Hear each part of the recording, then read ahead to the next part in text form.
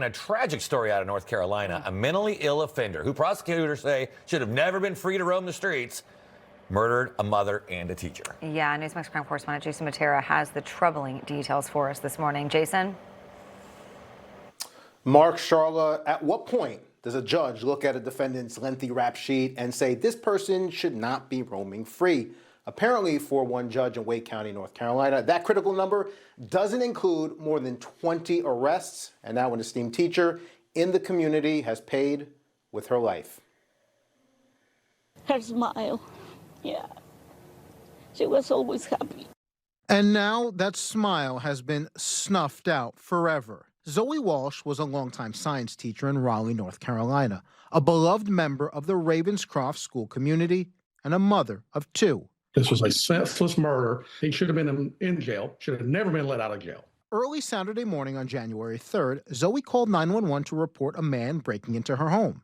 The police never made it there in time. Authorities say that while she was still on the phone with 911, the suspect began assaulting her. When officers arrived, Zoe was rushed to the hospital, but she didn't survive her injuries. Police identified her alleged killer as 36-year-old Ryan Camacho, charging him with murder and felony burglary. But this was hardly Camacho's first run-in with the law.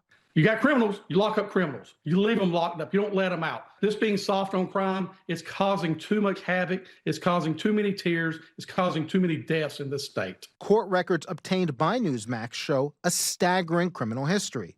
At least 24 arrests spanning 20 years, including shooting into an occupied property in 2019 and escaping from a state prison in 2021. Just last December, prosecutors petitioned a Wake County District Court judge to have Camacho involuntarily committed after yet another arrest, this one involving larceny and breaking and entering. Yet instead of keeping him locked up, the judge reportedly dismissed the charges after a mental competency evaluation.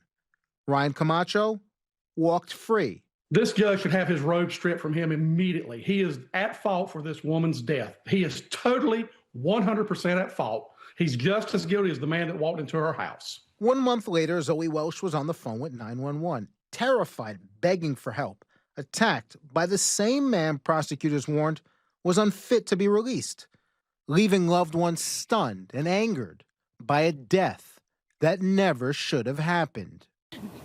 You are now with God, and this man is going to pay.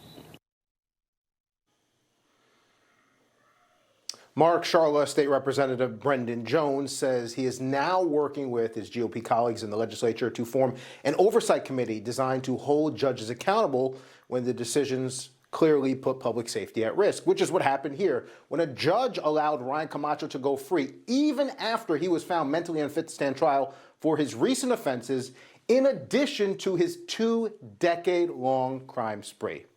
Yeah, none of this makes sense, and it's so frustrating, and it didn't need to happen. Just do your job, lock them up. Yeah. All right, thanks, Jason. Information. Truth is freedom. Is Newsmax. It's real news for real people.